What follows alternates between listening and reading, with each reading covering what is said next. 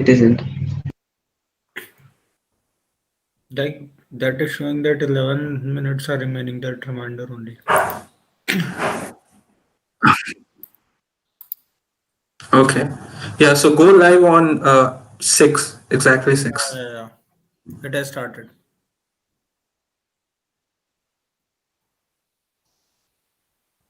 Okay.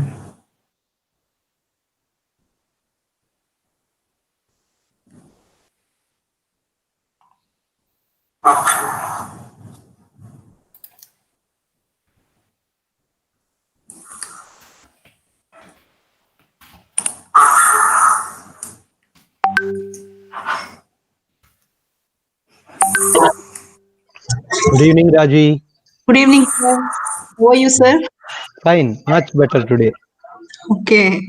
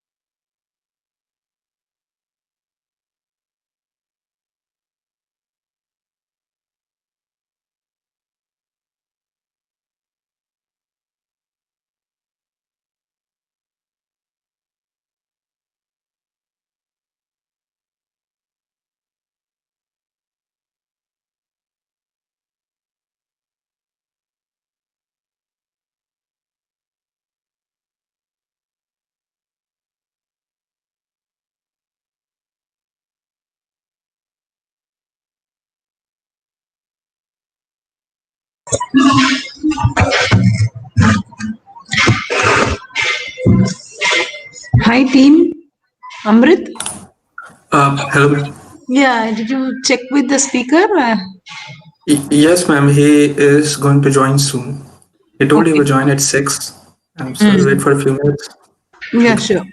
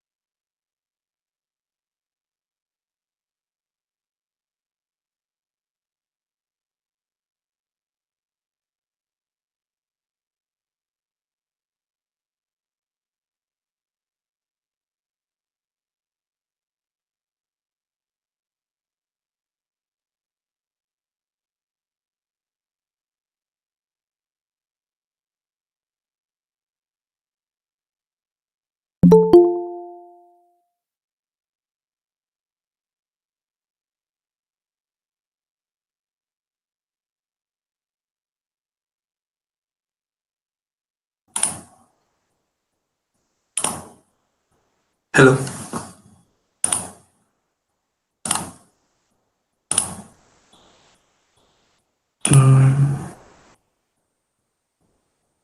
Hello, Bhanu. Can you hear us? Hello, I can hear you. Okay, okay. Hi Bhanu, this is Professor B.S. Murthy. Namaste. Namaste. Murthy. Hope you're doing fine. Yes, sir. Hello. Happy to see you today amongst us. Pleasure We're to all meet you. eagerly waiting for you to listen from you. Thank you. Thank you. Okay, so shall we start? Yeah, go ahead, Amrit. Okay. Okay, so one good evening to our speaker, Mr. Bhanu Prakash, Honorable Director, sir, esteemed faculty members, staff members, students, and everyone who is watching us on the live stream. I, Amrit, on behalf of the extramural lecture team of IIT Hyderabad, welcome you all to the second EML session of this year. So we, the extramural lecture team at IIT Hyderabad, have always worked to bring decorated personalities from eclectic domains on one platform to talk about their areas of expertise, such as art, social work, economics, psychology, sports, science, etc., and inspire our IITH community with insights that they could introduce in their lives. And today we have with us Mr. Neelakantha Bhanu Prakash. He has been titled as the world's fastest human calculator. He has 4 world records and 50 Limca records under his name. He has broken records that were once held by all-time greats like Shakuntala Devi and Scott Landsberg. He also became the first Indian to win a gold in mental calculation world championship held at the prestigious 2020 Mind Sports Olympiad in London. And besides his marvelous list of accomplishments, he is actively engaged in eradicating math phobia and promoting mathematics. He's also the founder of a math startup called Exploring Infinities, which focuses on mental calculation and popularizing different kinds of mind sports. So on the behalf of entire ITH community, I would like to thank him for joining us. Thank you. Thank you. Thanks for the introduction. And now I'd like to request Honorable Director, Sir, Dr. B.S. Murthy, to welcome our speaker and speak a few words. Yeah, I will only welcome because I have Nothing much. I am eagerly waiting to listen to him. I have recently saw the movie of Shakuntala Devi. Maybe very soon there will be a movie on our Bhanu Prakash. So we are eagerly waiting for you, Bhanu Prakash. From my childhood, I used to read about Vedic mathematics that can be. It has many methodologies by which you can do speed mathematics. So I'm sure you have certain ways by which our students can get benefited. I'm eagerly looking forward to listening to you. Thank you. Thank you so much, sir. So without any further delay, I would like to hand over the mic to our speaker, who will be talking about cognitive thinking and math exercise. Over to you. Yeah. Thanks a lot, Amrit. Thanks a lot, Director, sir. It's a pleasure is mine. Firstly, thanks a lot, everyone, for inviting me here. It's a pleasure to be talking at the IIT of the city in which I've been brought up. So, I mean, I'm from Hyderabad myself, all of you. I'm based out of here. I'm a Telugu person myself. And in my journey of becoming the world's fastest human calculator, I've learned that calculations and math is beyond just being able to do things which a calculator can do. Right? At the end of the day, in the world of places where we're talking about new generation technologies which are coming through, and me being an ardent follower of every single engineering field which I was interested in for a long, long time, the relevance of calculations is beyond just being able to calculate, because gone are the days when we needed computers, physical computers to do calculations for our satellites to reach somewhere, right? Calculations by itself do not mean a lot, because the computer in front of you can do things which a human brain cannot even dream of. And I think it's good that we accept that, because of the fact that that is the first fundamental understanding. So I think in the conversation of the next 30-35 minutes, I will show a bunch of calculations and how I do them, sure. But also talk about the way in which I've come into this field of speed calculation and about what I've learned from this. And someone who probably looks at the very nature of why this skill is important, or why the skill has sort of helped me do things otherwise in a very good way, right? So I'll be probably trying to see how much I can relate to every single one of you, because I think all of you have come from similar backgrounds which I have. I have prepped myself for the IIT JEE. I've got through all the colleges which I was supposed to join. I've studied computational linguistics in IIT Hyderabad for a year before I dropped out and went to pure mathematics myself, right? So I think I'll bundle all of these together and to tell about what and how this makes sense to me. So I was a regular school-going kid back in 2005. I was 6 years old, and I met with an accident which changed my life entirely. So the accident did not give me superpowers or anything of that sort, but I was rendered bedridden for an entire year. This was the time I picked up puzzles and mathematical questions to be something which engaged me a lot with. And I think that's the case with every single mental and mind sport out there, be it chess, be it several other mind sports which are out there. These are very good logic builders. And at the end of the day, how this translated later is, I think, something which I would not have imagined back then. Arithmetic and calculations were interesting to me because of two fundamental reasons. That there is a right and a wrong, right? There is a right and a wrong, yes. And unlike any other art form, we knew the absolute result. It's easily comparable. It's like a sport. So by 2007, I started competitively looking into speed calculations as a way, because it sort of was what running is to a lot of people, what playing cricket is to a lot of people, by sort of just getting into the mode and doing a bunch of calculations and trying to be better at it every single day. And now that I look back at it, this was the beginning of a journey which had a lot of cognitive improvement on the later side. And I'll tell you how that also happened, right? An 8-year-old kid never knew about anything about what cognitive abilities are, what mathematics means, and could not really answer someone who said, Bhanu, why do you want to do calculations? What's the whole point of this? Sure, we have a calculator, right? What is the point of all of this? So I started off, 2007 was my first regional championship. And for all the people who are here, you would have heard of these names: Abacus, Vedic Math, Kumon, the bunch of other techniques which people globally use to do calculations quickly. So these are also the administering, what do we say, institutions which run competitions around this. While I was a part of none, this was through which I had to prove whatever I was doing. So from 2007 till 2011, I was taking part in multiple competitions and trying to see how good I am at this. And being introduced to someone like Shakuntala Devi ma'am's puzzles at a young age, this sort of intrigued me in saying that, okay, can a human brain really be something which can do things which we don't usually imagine of? I mean, doing a cube root of a 200-digit number, multiplying 20-digit numbers with a 20-digit number and getting the answer, and stuff like that. And this genuinely encouraged me. And okay, I was like, okay, let's see what goes on. By 2011, I was the national champion in speed arithmetic, quicker than anyone else in India, right? And that's when it sort of started to hit me that maybe I'm doing something which is slightly different, and maybe I'm getting it right? So in 2013, 12, I was selected to be a part of the International Speed Arithmetic Championship, which is happening in Philippines. And I come from a regular middle-class family, right? I mean, what happens to someone who's selected for International Speed Arithmetic Championship event?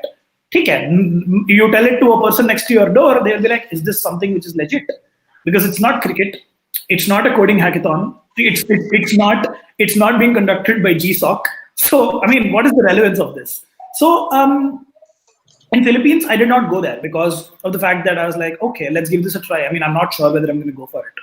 In 2013, when I was in my 10th grade, I said, okay, I'm doing well in my math. I'm doing well in my school. I'm understanding what this is. And mathematical acumen built with me on this, right? If I have to put it this way, it went hand in hand. My exploration of the time which I've given with numbers made a lot of things in math very simple and interesting for me.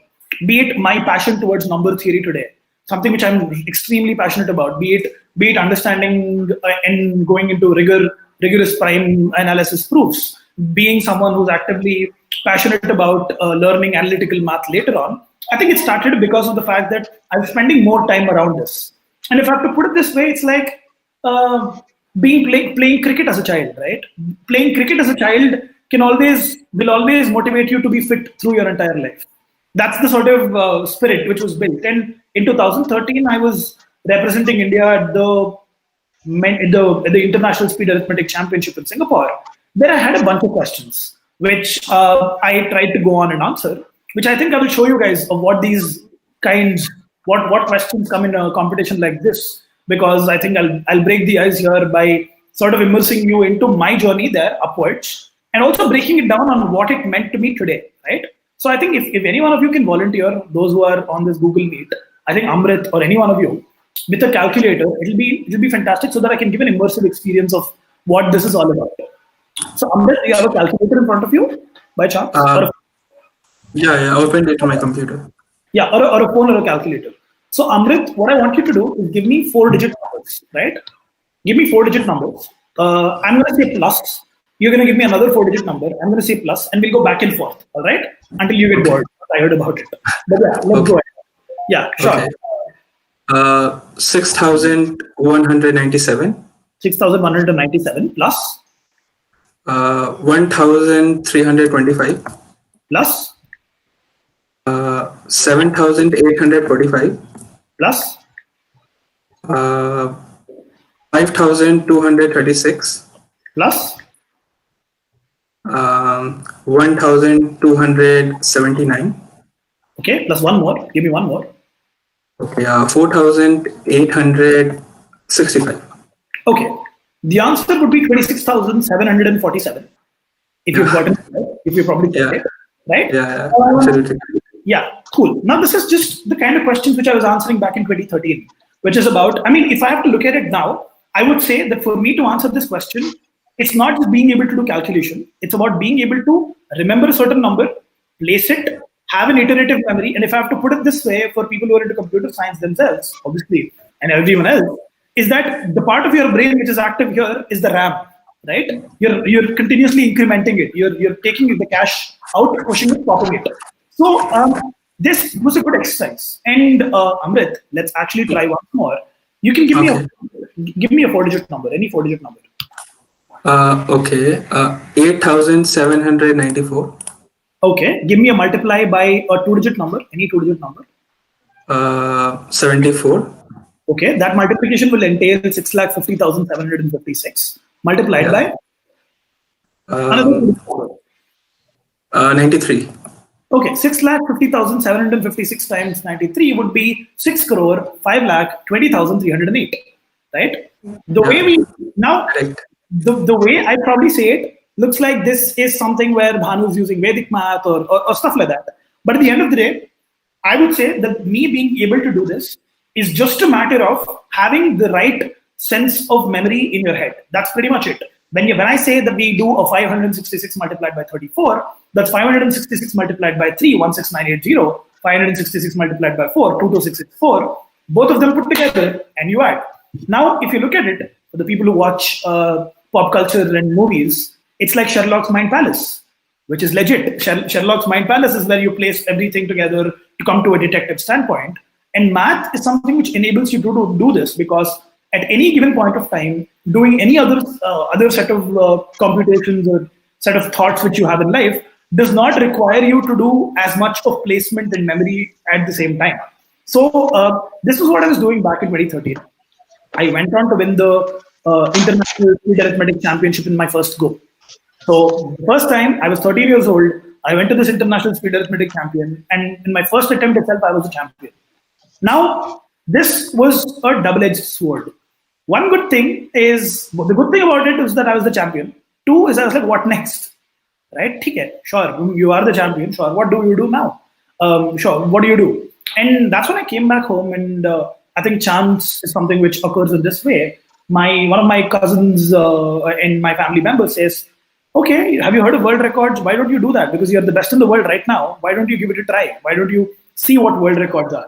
And in the span of 2013 to 2015, and never after that, I've broken 50 Limca records and 4 world records to become the fastest human calculator in the world. That was the trajectory of going all the way.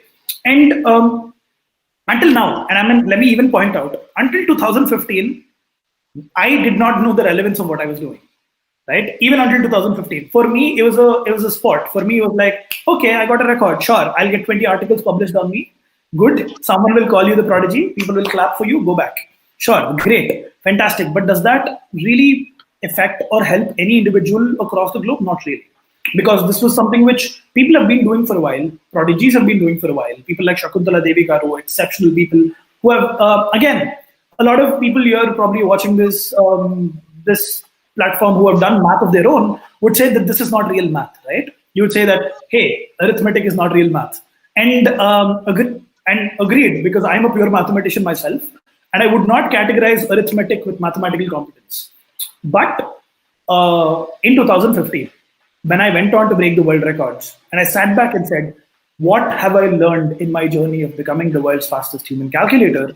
That's when I realized that on one fine day, I was doing a bunch of calculations, I was listening to music at the same time, and I broke past my own world record, right?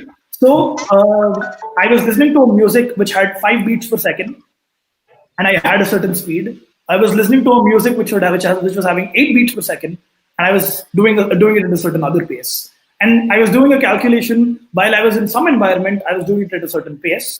And I was doing this very differently when I was doing a bunch of other stuff, which is where I thought, okay, maybe this is something which is important and good enough to study. And something which can be, because this directly talks about your environment versus where you are and how you perform, right? And that's when I delved deep into every calculation I did. How did I do it? What are the cognitive abilities and parameters which are being tested at every given point of time? And how can this be a learning experience for students across the globe? Because at the end of the day, being able to do calculations is not a big deal. And a quick analogy which I give people is that Usain Bolt can run a 100-meter race in 9 seconds. A car can go for the same 100 meters in 2 seconds, right? That does not mean that the car is greater than the person itself, because the means of reaching to the destination is different, right?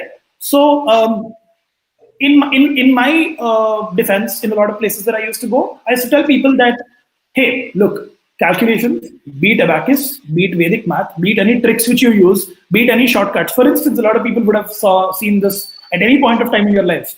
35 square is nothing but 3 into 4, 12, put the 25 next to it, it's 1225. Vedic Maths 101, right? When you want to square a number with ends with 5, put a 25, multiply this by the next number. That, and for the people who are computer science here, it's capital O of just 1. You're not, by complexity, the complexity of calculation is not much. The amount of computations which you're doing per unit second has not increased, which means that you are a good mental calculator, but you're not training your brain while doing this. Does that make sense? I mean, for the people, and I mean, let me actually share my screen if that is possible, and quickly run you through my observations on this a little later on what I have seen here. And I think, is my screen share? Yeah, can you see my screen? Yes. Yeah, right? Yes. When let's say there's a question like, let's say 35 square, ideally 35 into 35 is supposed to be a question which has 1, 2, 3, 4, right? 4 computations, 4 multiplications, 2 additions, and 1 final addition in the total, which is 7 computations. The moment this becomes something like 3 into 4, put a 25 next to it, this becomes 1 computation, right? So you're reducing the complexity of the question by 7 times, but you're not becoming quicker at it, right? So the idea was that calculations can be something which can be helpful to you for training your brain only when the complexity of the question is more, not when you find a shortcut to it, because if you want to find a shortcut for it, might as well use a calculator. That's the best shortcut there is, right? Might as well use it. So that being said, was when I started looking at every question which I did in its complexity and saw how this can benefit a student in developing their own virtue, and how this can be impacting someone, let's say, who's 18 years of age, who's 21 years of age, who's 30 years of age, because in school, what we learn is different. We learn calculation because we want to get marks and stuff, but the amount of brain practice which we give to our brain on any given point of the day, be it professionals, be it work employees, be it people who are into teaching, be it people who are studying in world-class institutions, is that we only use 2 to 3 parts of our cognitive abilities: learn, read, retain, evaluate, and have some logical building on it. We never really do anything which challenges us on our speed. We don't really push our thing into saying that let's push our iterative memory or being able to compute things at the same time. And this has a lot of implications. For instance, if I have a data oversearch, you are listening to a speech, you have a bunch of data which is coming to your way, someone's shooting stats at you, someone's shooting a bunch of tasks or things at you. It's hard to place it because we, in general, are not human beings which have been trained enough to organize our iterative memory hence, right? We go in a linear way. If I have to put it this way, in computer science, we have built queues and stacks in our brain. Pop in, pop outs, LIFO, FIFOs. That's what we have done. And how do you make this and sort of transcend this is something which was the front runner of my study from then on. And that journey has gotten me to become a major business consultant at McKinsey & Company. I've been working with several businesses in data analytics across the globe and how this functions, how do you look at something from a 360-degree angle, be it businesses, be it enterprises. And after having advice and having conversations with over hundreds of organizations globally, what is one of the most and the least, impacted place in any workspace is that we delve on communication skills a lot. We talk about soft skills a lot. We talk about technical skill building, but we don't really talk about how one develops cognitively. And when I say that, I'm going to show you how, handicapped we are to a certain extent in the next couple of minutes by showing a small activity where you'll understand that something very simple, looks very simple, is something which will challenge your brains to another level, right? I'm going to just do that. A bunch of small questions. I think, if Amrit, you can plug in to me the YouTube link on which this is being streamed. I'll probably look at the comments there also. But I think you can do it, and everyone else here who's a part of this can give me a quick answer on whatever I'm going to just post up there on the screen, right? Pretty simple exercise. What I want all of you to do is to just do this small addition for me, because I'm going to just show you the importance of cognitive abilities and how arithmetic has a direct link to this. What I want all of you to do is just do the small addition in front of you. That's it. And everyone, sir, including you, if you can put in a certain time into this, it'll be fantastic if that can happen, because I'm going to drive the narrative from here which will tell about how math is extremely related to the abilities which I'm talking about and whether they make sense or not, because of, I think you will be able to interpret it on your own. It's 37 plus 43 plus 56 plus 25 plus 36 plus 21. You can probably put in a comment here once you're done, because I'm having to shift the screens one over the other to actually see you and this at the same time. Amrit has sent me the answer. That is the right answer. Sure. 218. Sure. Now, Aju, everyone has sent me. Now, bottom line, this is easy, right? I mean, this is easy. What I've shown you right now. Now, I'm going to present the same question in a slightly different perspective, all right? Literally the same question, which you have seen so far. This is a small Python program which I've written myself a few years ago, because I thought that this is something which drives the point which I was interested to tell people about all the time. And let me run it, give me a moment. It's the same, literally the same question. The presentation is different, right? The way it is put in front of you is different. And that calls for a certain observation here. Just give me a moment here.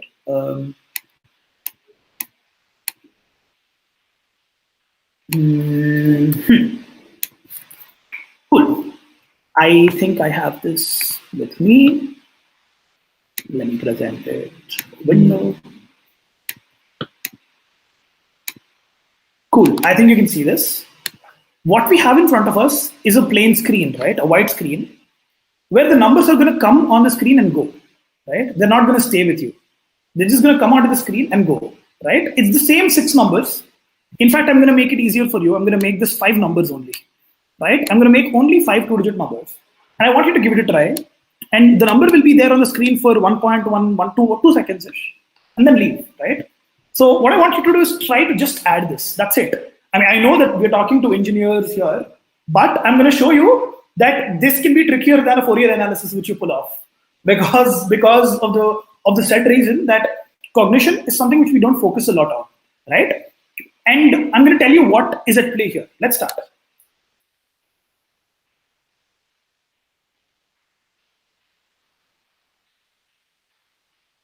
Yeah. What should be that?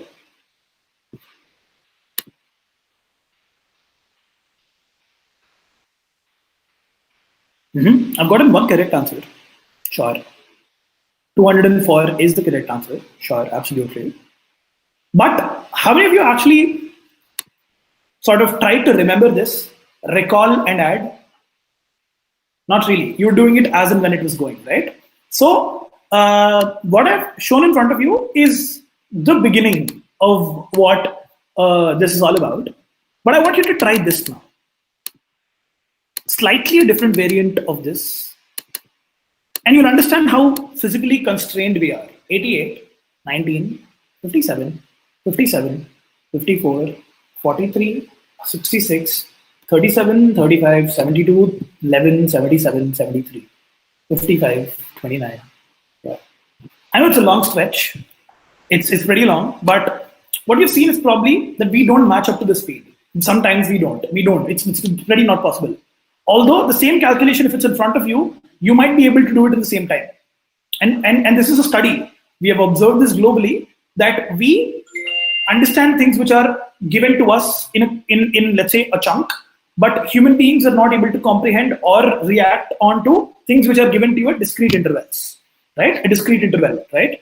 Now, you might say that what we've seen is just a calculation, but it's not. The method of calculation is the same. There's no difference, right? We know how to add 24 to 24. 24 plus 20 plus 4. That's standard, global practice. Wherever you go, that's the only thing you can do. What here is at work is you're observing the question, you're doing a computation, and you're deleting the previous number and putting the new number here, right? So basically what's happening when you do this sort of an addition in your mind, and this is just a small example out of a bunch of examples which already exist, is that when you see this question, you're seeing all of it once and doing whatever you're doing. But when you have to do this, when one comes after the other, it should be 37. And if I have to put this is something which I usually call the visualization bubble, which is like the RAM of your brain. What's happening there is 37 cross 80, cross 136, cross 161, cross 197, cross 218.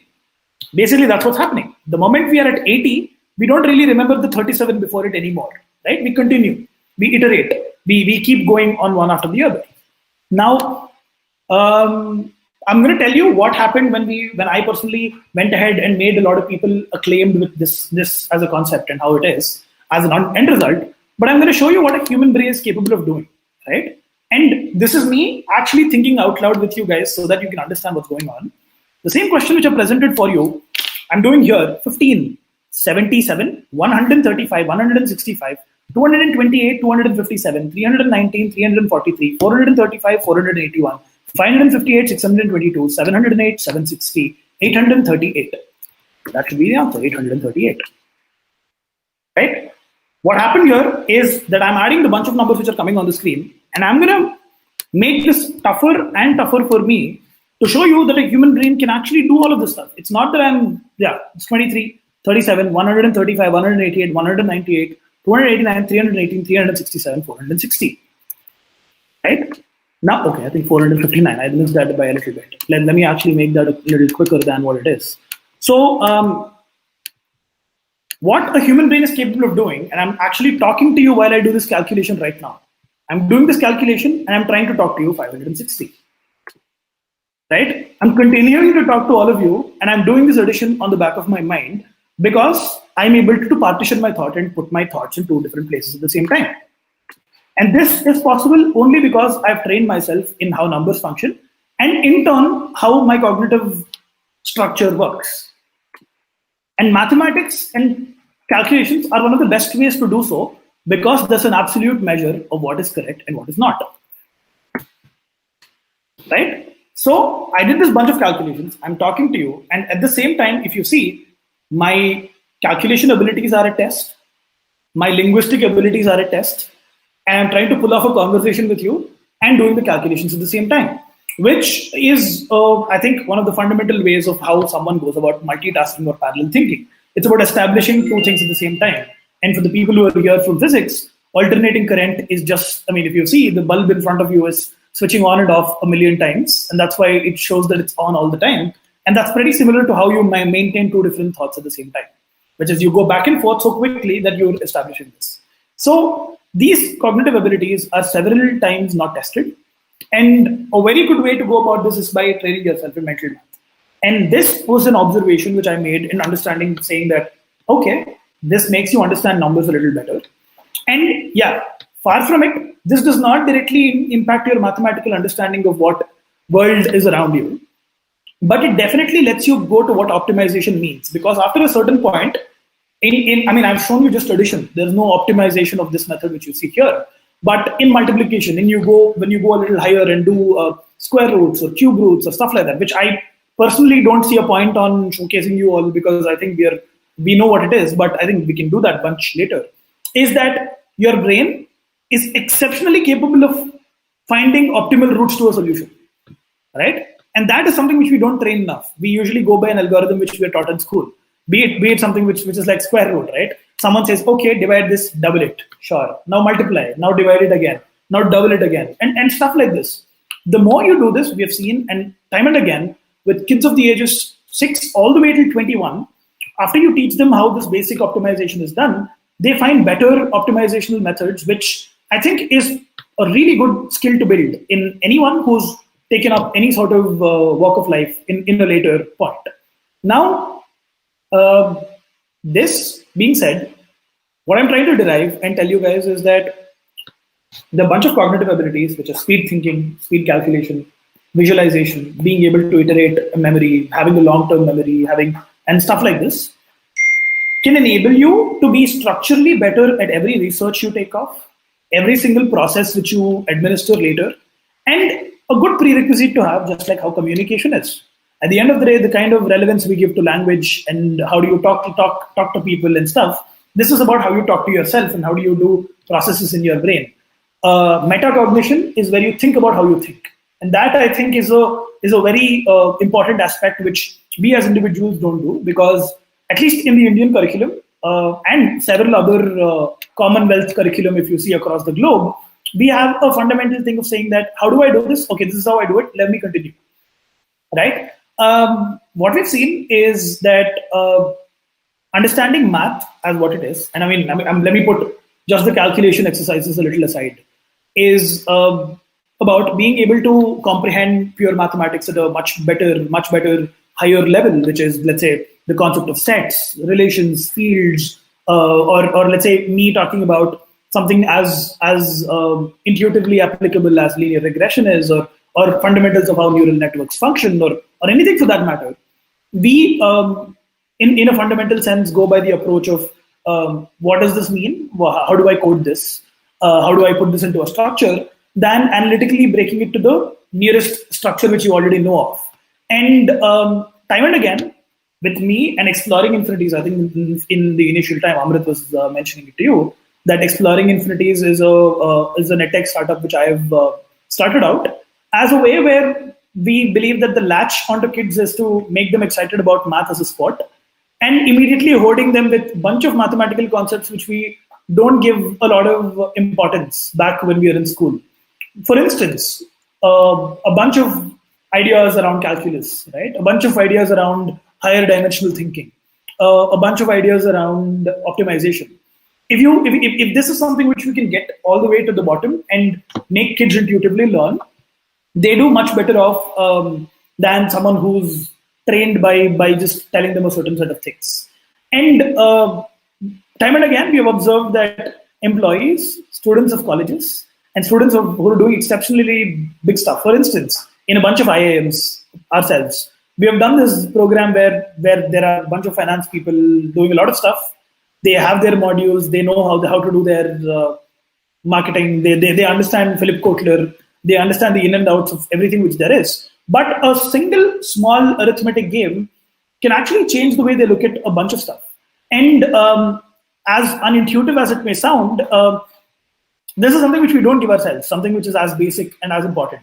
And I think something which I didn't mention to you guys as of now is that from 2017 all the way to 2019, 3 years, I've actually opted out of mental calculation because, and I'm actually not given a single mental calculation championship at this time, although I could win a bunch of them, was because I was like, do I really understand the world in general from another perspective? Because sure, Bhanu is in the center. Sure, he has his records, cool stuff. But is it really relevant? Is a question which I personally had because of where I come from. I personally believe that there's a lot of things to learn in life.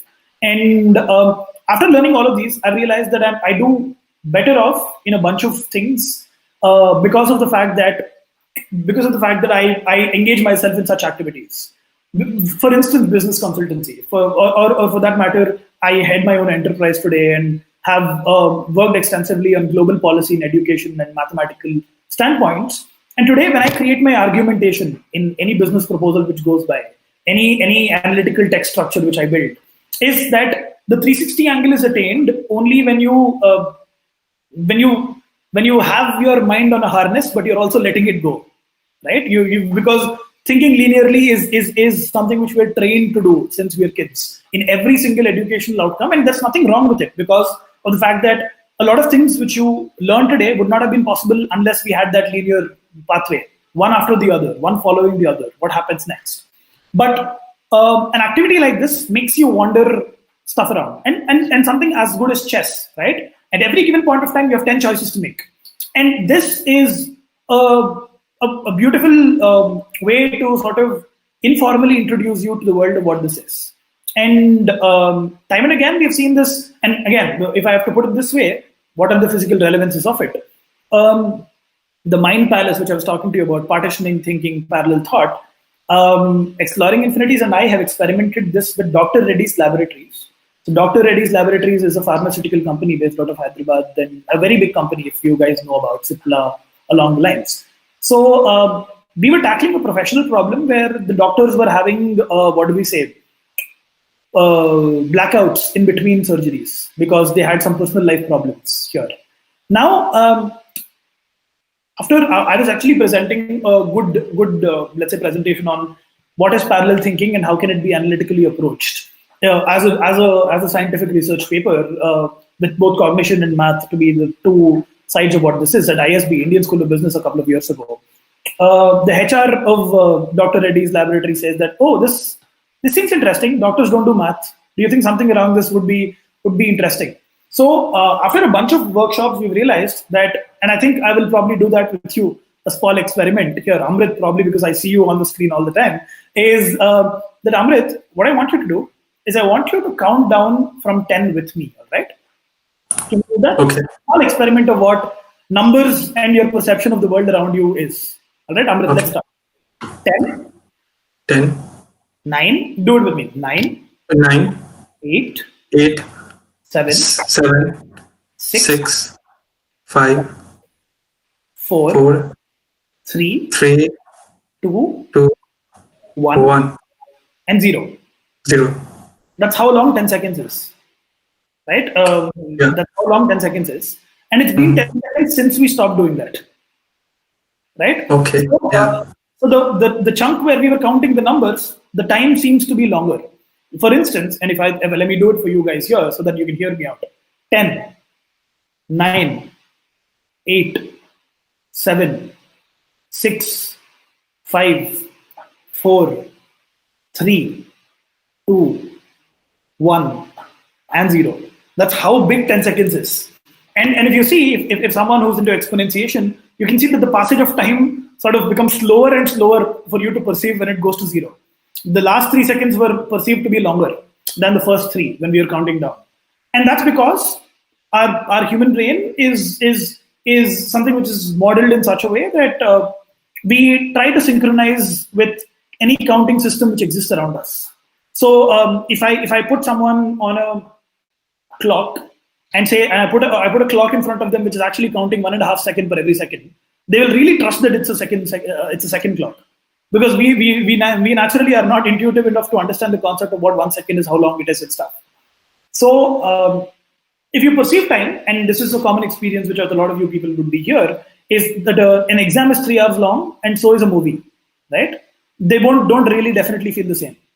Because of the fact that your activity for this 3 hours determines how long or short you perceive it, right? So what we've realized is that to exploit this and build a couple of mental modules to see if these work was the objective. And I think this is what we've done, which is, let's say for the doctors who sort of come in and do a surgery, the final pathway which we told them was try keeping a count as a diversion for you through the entire surgery.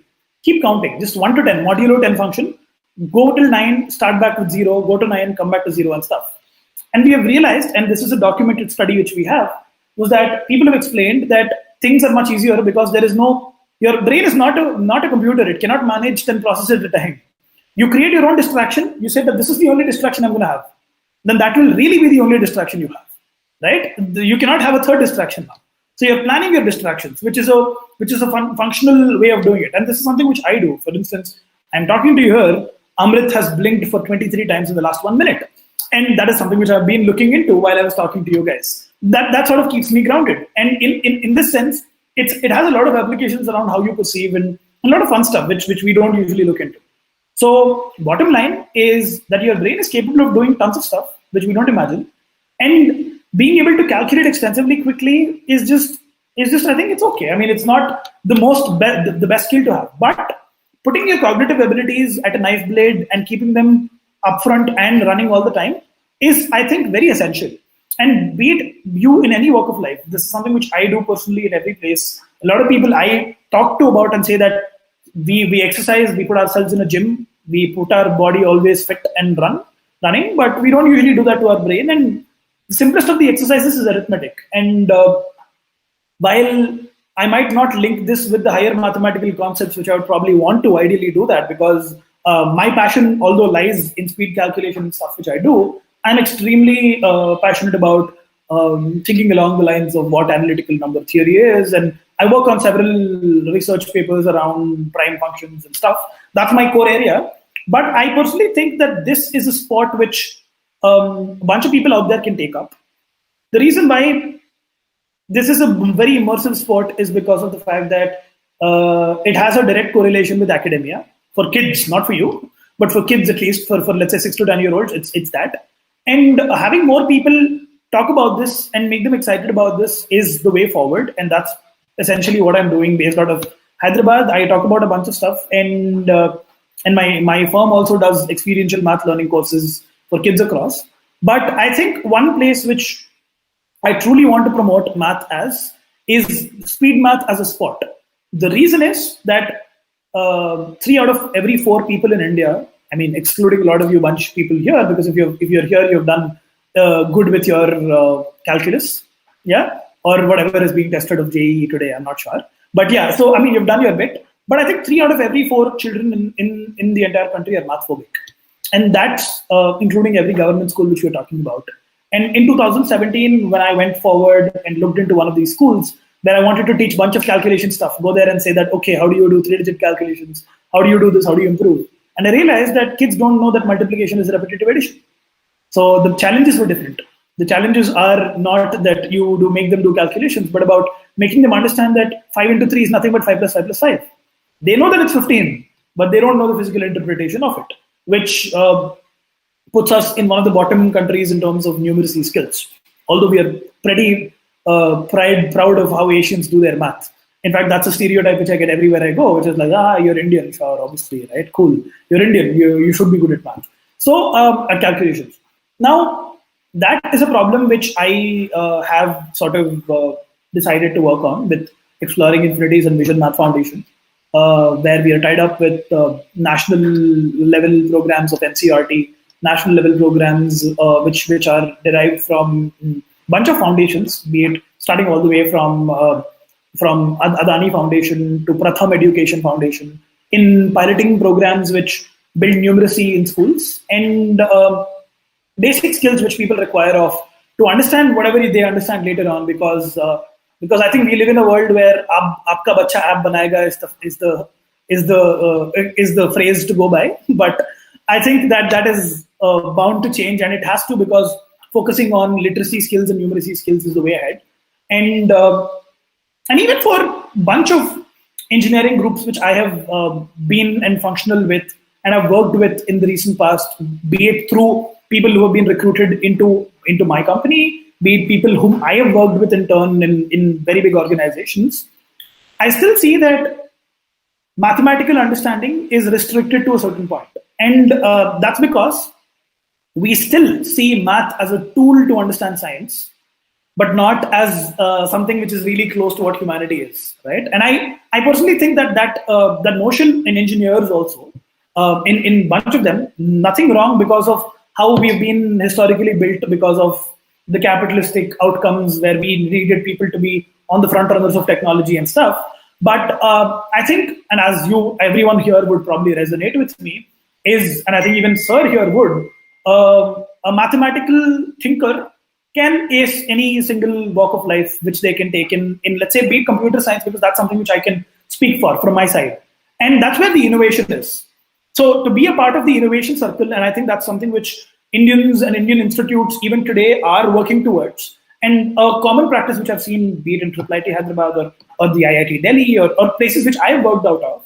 And see, mathematicians in general are too abstract, right? You take a bunch of math grads and tell them that I want to apply this in an algorithm. They say that, okay, let me prove this first, right? Sure. That's usually how the acumen is. Technology people don't really, I mean, we don't really work as closely with them because we focus more on implementing the blocks which have already been built together, because we accept black boxes as they are, be it in any artificial intelligence algorithm which I have come across, be it building intelligent systems of tomorrow and stuff. We don't really have a lot of hybrid thinkers which put things up there, and we do. I mean, people who are acing things in their own fields. So my takeaway for I think being, let's say, XYZ, a world record holder, sure, I personally don't take as much pride in it because of the fact that, sure, I've worked on it, I've gotten it. I think it brings me to a place where I can talk to people and tell about what my experience are, and I think that is what I value the most. And I do a bunch of stuff which looks very childish on my social media, and I'm going to tell you guys again about it because in my Instagram Fastest Human Calculator, or my Instagram or my YouTube, I try to do as much of getting pop culture close to math as possible. Be it get stand-up comedians and make them do math, get celebrities, make them do math. The reason is that the seriousness around math until now, even today, has been, it's important. It'll make you do good in life. it'll help you be a good graduate. Unless it's not something beyond. We don't talk about what's beyond that. How do you think mathematically and change the days of tomorrow? And from the formative years, I think colleges do it extensively well. But from the formative years, that's not the narrative, because if I go to any institute and I'm being a part of some things which you would have probably, and for every student here who's probably come to such a prestigious institute from a college which probably trained you in how do you get for this exam, you would have seen that the rigor at which you do math there is very different from what you do today, right? And that's because we focus on very different elements of math back then and now, and slowly it dilutes across until we go into an expertise of a place of implementation. Today, I mean, in my experience, and although I would say that I worked with McKinsey and Company for building dynamic modules around consumer takes, or for instance, dynamic pricing models for a couple of industries, pullback mechanisms for a bunch of hotel chains and stuff, I would say that my skill expertise, which is used at the bottom of all of this, is math. And I acknowledge it because of the fact that the rest all, sure, I do my code, I run about it, I get people who do this and stuff for me. But the underlying factor that I'm understanding this is, I think, not a lot of, I would not say that not a lot of people do it. A lot of them do. It's just that I acknowledge and attribute all of my outcomes to my understanding of math than my understanding of some other part, which I think is what I would want people to do more often, because we still look at math as a subject with book, pen and paper, and mathematicians as people who sit in libraries. And that's not true, because I think the front runners of finance markets, front runners of whatever we do today, are people who are adding a lot of value to what they do. So I think my bottom line is mathematicians can be cool, and cooler than someone who's presenting calculations on a stage, because I think that is what is getting people to it now. But I hope that a lot of other people tomorrow sort of are the front runners of what things happen. So yeah, I think that being said, that I'll probably take a break here for a while and open for questions, because I think since I'm here with an engineering crowd, I took a slightly different detour around how I would want to go about my conversation. Yeah. Any questions you guys have? Yeah. Thank you, Bhanu. Being a mathematics graduate myself, I was able to resonate with a lot of things you said. So now we'll open the floor for questions. So we received quite a few questions on Google Forms, so we'll begin with that. And just in case anyone watching us on YouTube wants to ask a question, put it in the chat box and we'll try to get to it. Okay, so now Ajju, you can take over and for the Q&A session. Hope I am visible and audible to everyone. Yeah, you are. Hi, Mr. Bhanu Prakash and respected authorities. This is Ajju. I'm working as a design and content coordinator in EML IIT. I will put forward the questions that we got from IIT student community that we shared Google Form before the talk. So I will ask the questions one by one. Someone asked is that, so what are the few things that we can do in our life to enhance cognitive skills? Okay, you can. I think you can push me 2-3 questions at a time. I'll see what come together, and I'll sort of So okay, from YouTube live chat, Sahir Bansal asked that, don't you think it's difficult to get good in basic mental maths at a later age like ours? Okay. Do you want me to ask another question? Yeah. Give me one more. Yeah. Okay. So, can anyone master the art of fast calculation at any point of their lives, or is it something that one needs to start at every age? Okay. My first answer will go to question 2 and question 3. Can you get a 6-pack at any point of in your life? Sure, you can. Right? It's pretty similar. I don't personally consider mental exercise to be different from physical exercise at all. And mastery in calculations is not as big a deal as mathematicians out there make it. I have the world records. I'm telling you, it's no big deal. It's not at all a big deal. The moment you realize that this is something which you'd want to do and understand the intricacies of it. How do you start off? What I'm going to do is, I think I've asked Amrit and Aditya also from my side to sort of shoot out an email, if you can, where I have a bunch of resources which I've compiled and places where you can go give it a 5-minute practice a day, which can help you get there. It's not very hard. And I think since we are engineers here, think and put your brains of what you've learned here back there. That's what I would say. And I'll probably give you a quick example here, right? Which you'll probably relate to the most. And because I'm going to talk about something around optimization. I have a question like, let's say 374 multiplied by 4, right? I mean, I go about this in this way. This is problematic because I want to answer from the front to the end. Now, if I had to answer this, I would do 300 multiplied by 4, which would be 1200, right? 70 multiplied by 4, which would be 280. 4 multiplied by 4, which would be 16. And I will try to add all of these, right? That's basically what I do. That's basically what multiplication is. Now, think of it. What is an optimal method? What are things which don't really matter here? Does this matter? Not really. These 2 zeros don't matter. This doesn't matter. So basically, all I had to do was this.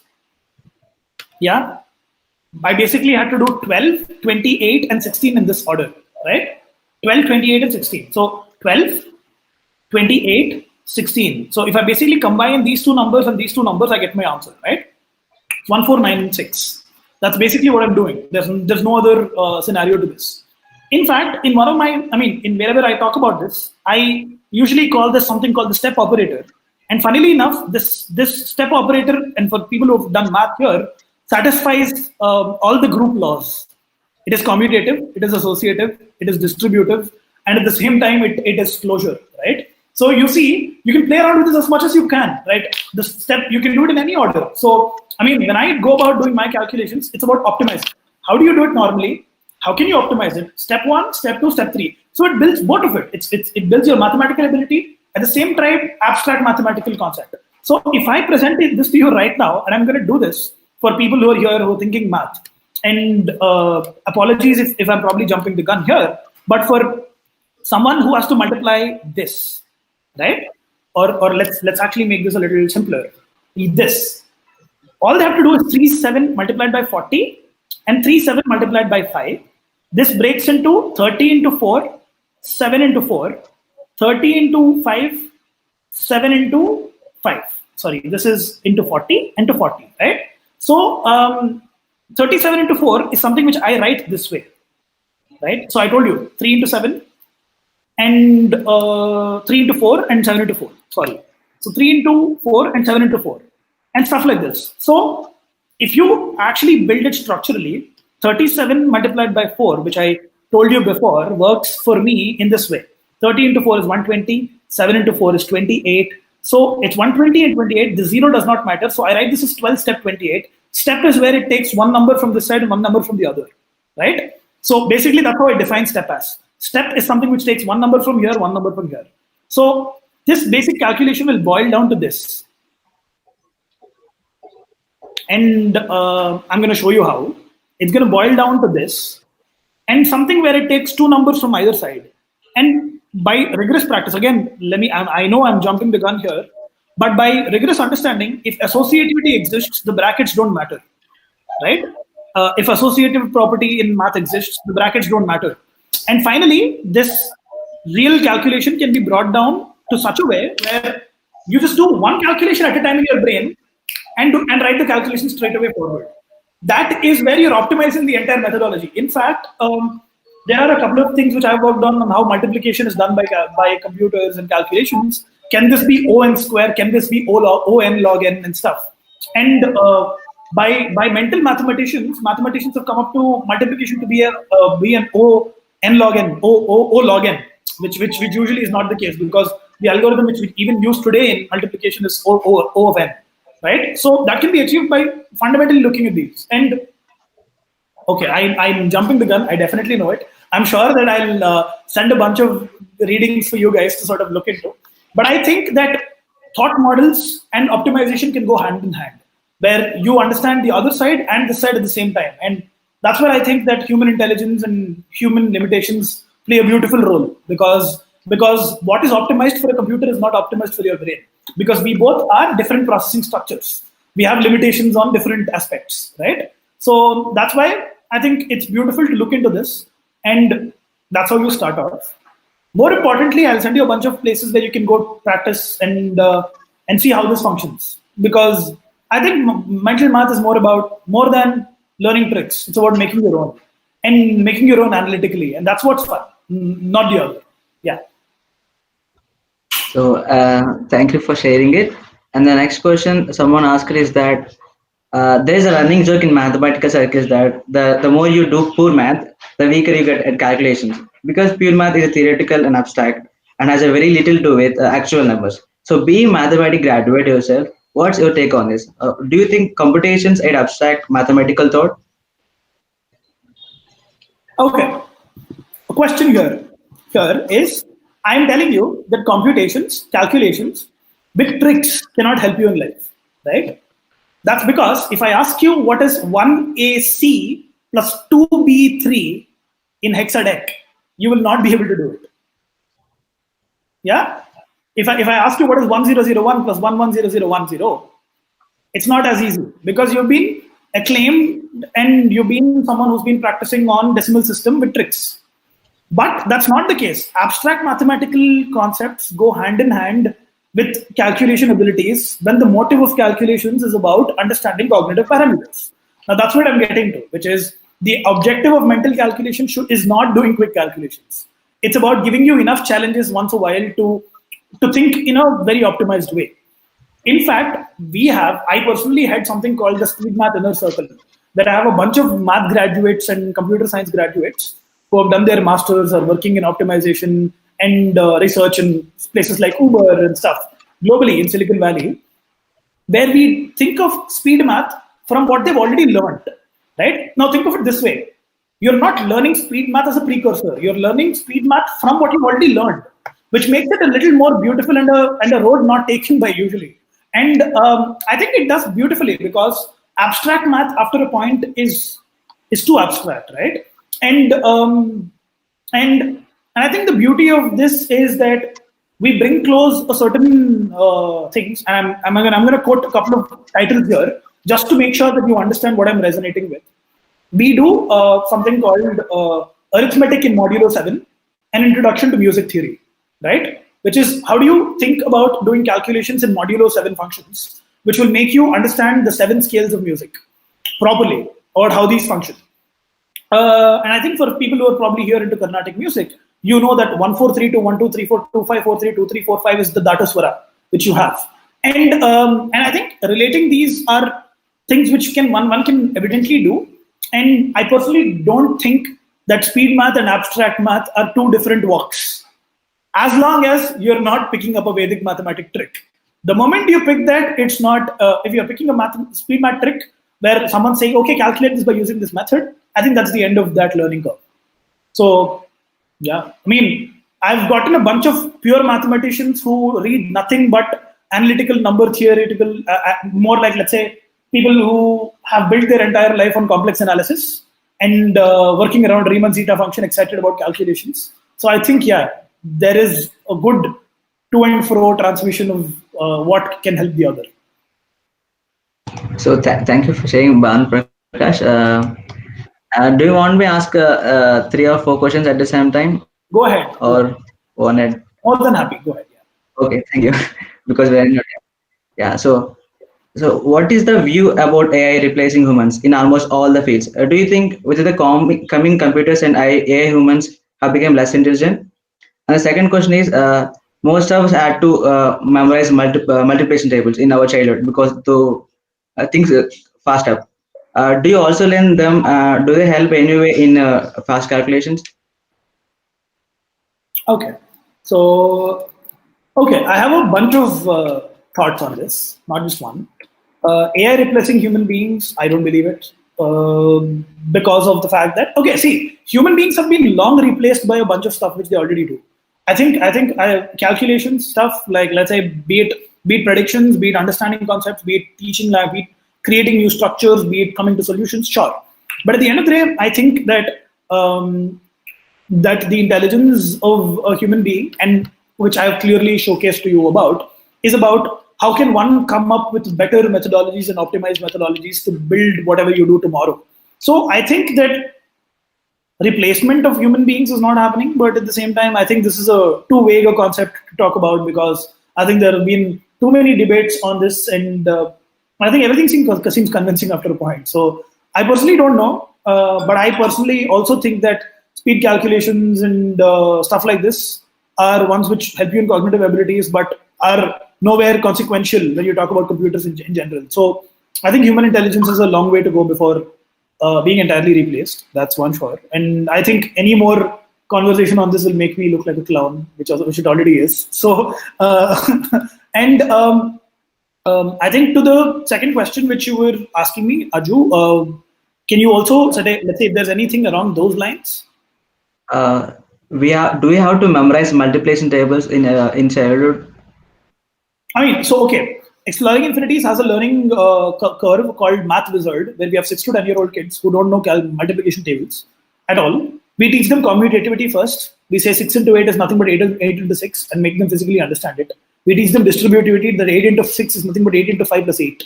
Right? When you do all of this, you can see that kids can do extremely high calculations and extremely quick computations by remembering 10 to 15 multiplicational values. That's it. They don't really have to multiply 9 into 9, 81 field points, not required. And I personally have never memorized any table beyond 9 myself. So, and probably never even 9 or 8 because of the fact that 7 into 8 is nothing but 8 into 7, or 7 into 8 is nothing but 35 plus 21, 56. If you're making them agile enough in addition, not required. And multiplicative tables don't really have. I personally think that it's a wrong way to go about math in general, right? I mean, it's horrendous that you're asking them to accept certain things before you go ahead, which is bizarre because mathematics is supposed to be a subject which is spiked by curiosity, not by its nature of how things go. For instance, I can probably go about and tell you the table of 43, 86, 129, 172, 215, 258, 303, 44, 387, 430, 473, 516, 559, 602, 645, 688, 731, 774, 817, 860. I can go on. This is one of the records I hold. But at any given point of time, I'm neither multiplying nor am I memorizing this table because I can similarly go with an arithmetic progression. 15 plus 22, 37, 59, 81, 103, 125, and so on. I think the cognitive abilities make more sense than someone memorizing anything ever. And that's the reason why in the people whom we train at Exploring Infinities, and bunch of about it can be found at expinfi.com, exploringinfinities.com, and probably in the small email which you'll get in. I think long-term memory should not have anything to do with learning pathways of people ahead, as long as you can make a sense of stuff around where you know what exists. It's like saying that, Bhanu, can you do the fourth root of a number? Yeah, I can. I have to memorize the logarithmic tables, but do I really have to do that? Does that really make me any cooler? Not really. So, do I really have to do that? No. Yeah. So, I would say that I think the attitude towards how we have towards logarithmic tables is what we should have with tables in general. So, yeah, multiplication tables in general. So, the last question that we got from Google Forms is that someone asked that now that you are at the top of the field of mental calculations, so what have you thought of doing next? Are you planning to break your own real records, or are you moving to some other mind sport? Okay, I'm going to give you a very capitalistic answer here. Okay, so you're probably going to be disappointed in me after this. I'm going to break my record whenever I need more media hype, right? Whenever I think that I require to pump my company up with some more people coming in, whenever I want to, let's say, start a bigger initiative which the government has to take up for government school education building, whenever I'm ready for it, yes, I'm going to break my record because I think that's what makes people turn eye, unfortunately. But as of now, I don't plan on doing it because, I mean, I have my bunch. I'm quite happy with it.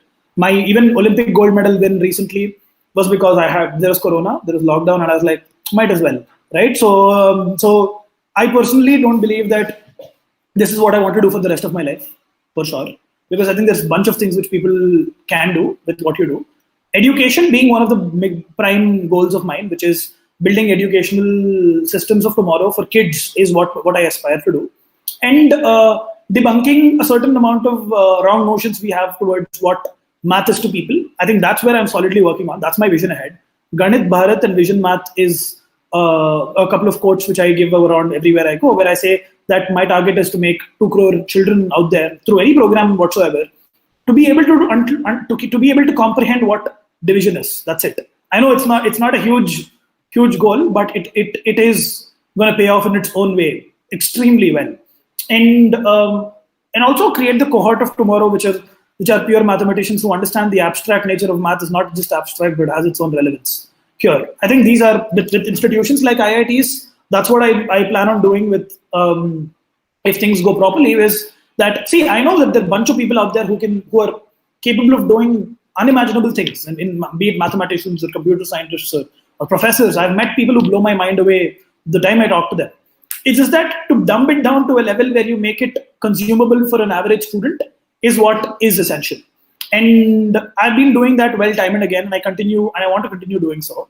World records, I'm going to break them whenever I need a hype, as mentioned. Whenever there is a bunch of newspapers which I would want to come into and talk about something which is what I believe in, yes, I'm going to break them. But otherwise, I personally think that it's mundane, rather very mundane thing to do. Yeah. So thank you, Bhanu Prakash. This is the end of the a few comments from my side. Yes, sir. Absolutely. Yes, Few comments and a request, I would say. Sure. First of all, when I was a child, many students around me used to always say maths is mentally affected teachers harassing students. That's how the acronym used to be. Okay, so that's how you were also saying. Quite a number of places, children. I mean, now you have big schools in corporate schools in cities, but in villages, situation is still very horrible. So it's important that there has to be a lot of work done on making students enjoy maths. I mean, as you are rightly said, I think that is where I would like to see, if there is any effort where you think that people like us, directors, can help you to take it up to the ministry. You yourself is well known with the ministry now, but if you think there is any bottlenecks, always just drop a mail to me. Okay, absolutely. Because I'm also very keen that it is important to make sure. I mean, why maths? Education itself, learning should be enjoyable.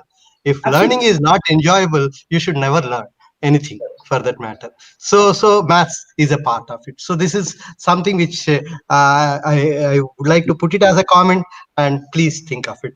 More importantly, teaching the teachers is also very important. I always tell that somehow we particularly, again I go back to villages. Okay, because I come from a small village, so I keep seeing this more and more.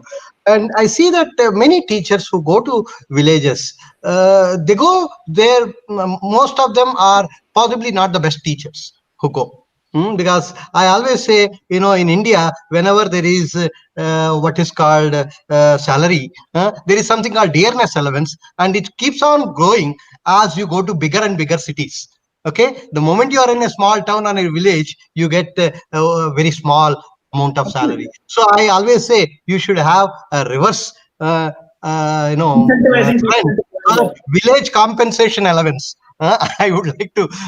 I have recently talked to the minister about this. So hopefully something they will do. So that is where I feel doctors, teachers should go and see that things improve there. You also talked about music. I remember long back, Manjul Bhargava came to IIT Madras when I was there, and he was talking about how he, started getting interested in maths because of the music. There's so much of connectivity with both these, and I feel that is something I think neither of these two specialists understand it. If you are a specialist in one of them, unless somebody like you or Manjul bring it out and then make people appreciate it.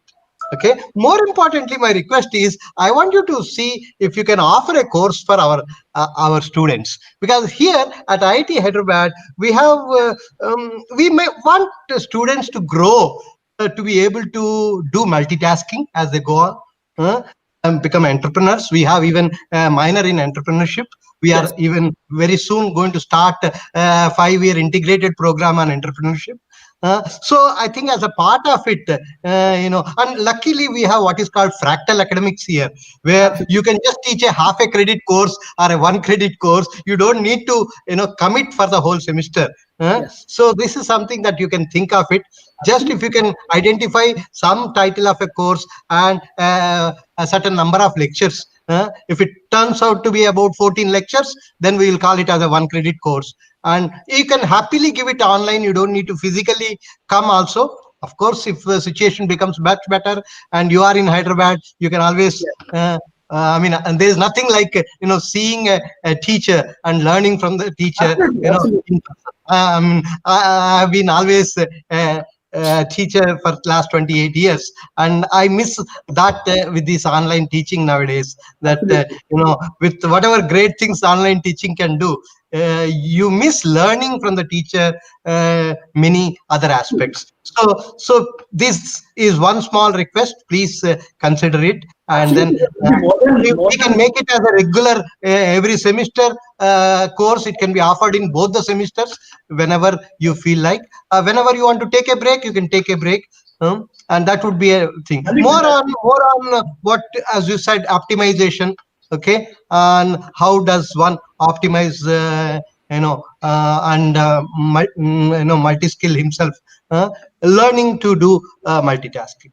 Absolutely. Good. Absolutely. Thank you very much. And, Thank you very much. Thanks a lot, sir, for the things. I would really love being a part of anything which is academic in its sense, because I think this is an open invitation from my side. Okay. Yeah. And one thing which I absolutely miss on, let's say, being someone who's doing all of this stuff myself is, I think all of you here are a part of an organization or a part of an institution where learning is happening. I just graduated. So for me, the problem is that, I'm around the teaching front, and it's a bunch of things which even I'm like, okay, probably, it's a good thing to be on the other side of the learning classroom also a bunch of times. And that's something which I think even sir would agree. Anyone who's watching here who teaches says that I think there is one passion to teach, the other is to learn. And I think both keep continually growing together. And I strongly believe as long as you have a passion to teach, as long as you have something to teach others, okay, degrees are not required. I strongly believe in that. So please. Thank you. Thanks a lot, sir. And I think my parting words for everyone here would be that I think one thing is that you will be getting a link which I've extensively asked the EML team to send out, which is where you will have I think the link is expinfi.com/play. I think it will be sent across to you. You just sign in, and it's a basic play where you have a bunch of calculations, questions, and stuff just to test yourself out on what this is. There's a small newsletter link also which I've sort of put in for this specifically, because I think there are a bunch of thoughts which I would want to push exclusively to people who are doing engineering, people who are already into such backgrounds, because I think the establishment of the requirement of why math exists is not required here. It's about what lies ahead, because that's been established. So I write very frequently and do a bunch of streams and YouTube and stuff, because I believe that education, you're learning in a college, sure. At the same time, I think I do a bunch of streams on my side, which is on YouTube when there's a cricket match going on, or let's say when there is a bunch of random things which are going on, I stream on them and say that, okay, see, this is how we are analytically built this. Let's look at the stats here, where you just start thinking mathematically in every situation which you have in your life. And I think my Facebook, my Instagram, my YouTube do that. But I would really want to be more connected to the student platform at IIT Hyderabad, because I believe that, I've been working extensively with the pre-primary, primary school, high school, 11th and 12th grade children. But I think that a mature student crowd has a lot more to do because of the fact that we understand the basics and we have the chance to sort of do a lot more. So sure, people are employed and all, cool, that's okay. But they have their own limitations. But I think the people who are in the learning pathway of a really good course, as sir mentioned, would be really happy to do anything which can sort of add value to its own sense. Because I think what lies ahead is that there's a bunch of tons of, as you say, cross multi-subject, multidisciplinary actions which are going on, and to put that as the front runner of learning would be a good exercise, and also a fun one at the end of the day. Yeah. Similarly, I would also request you, if there are any programs that you would like to start and you have some, someone to possibly, take it along. So you can also always think of IIT Hyderabad. For example, we have a rural development center where we have adopted some 5 villages nearby, and we are trying to do deep tech now we have recently given funding also to our faculty members to come up with some technologies which we can implement in the villages and things like that. So that also we are very keen on. So any things like that which you think we can do, please let me know. All right, sir. Thank you, and thanks a lot for meeting you all, guys. Thank you, Amrit. Thank you, Ajju. Yeah, just Dean Raji, are you there? Raji has left, looks like. Lakshman is there. Lakshmi, do you want to say a few words? Yeah, Our sure. faculty in charge of students affairs. She is here. Lakshmi, please. Hello, Mr. Bhanu. Thank you for spending so much time with us, and you gave us a glimpse of what the human mind is capable of. And I should honestly say that it was a pretty humbling experience. That even though we are at such a technologically inclined institute, I don't think we are using so much of what we are capable of. I think that's very inspiring, and I think our students will also feel the same. Thank you for joining us, and as Director has said, hope to see you again soon. Thank you. Thank you. And I think that's stretching the mind is something that possibly you can talk more about when you're going to formally give a course to our students. Absolutely, absolutely. Because for many IITians, crossing JEE is that's the end of it. Okay. So, but then there is so much life after that is something that only people like you can tell. Yes. Yeah. Thank you. Yes, thank you. Okay. Bhanu Prakash. Yeah, so just so we would like to present an artwork to Bhanu Prakash. Sorry, we are not able to do all these physical. Yeah. Oh, thank you. That looks really nice. Yeah. So it's made by a biotech student. Her name is Abhirami. So how do you like it? It looks really nice. I see a few. Yeah, it's interesting. It's really nice. Do send it across to me, if you can. Yeah, definitely. Thank you. Thank you, Bhanu. Yeah. Hope we'll meet soon. Okay, once this COVID is done, maybe in 3 more months, we hope everything will be better because the vaccine also has come. So maybe by May, June, we should be better off. So we'll plan to meet sometime. Thank you. Thank you. Okay. Thank you very much. Thank you. Okay. Thank you all for joining us, and this will be the end of session. Thank you. Yes, and for the people who are probably looking at, you can give me a follow on Instagram. I do a bunch of interesting stuff there. Yeah, definitely. And yeah, all right then. See you guys. Bye. Bye. See you. Bye. Yeah. Thank you once again all for joining us.